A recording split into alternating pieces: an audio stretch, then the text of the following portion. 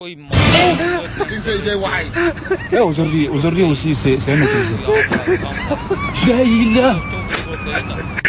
le monde part en couille. J'ai du mal à imaginer la réciproque.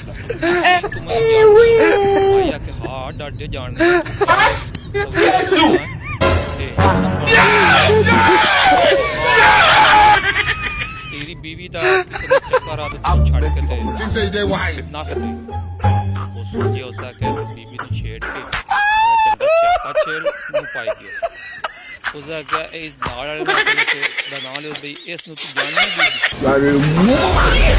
The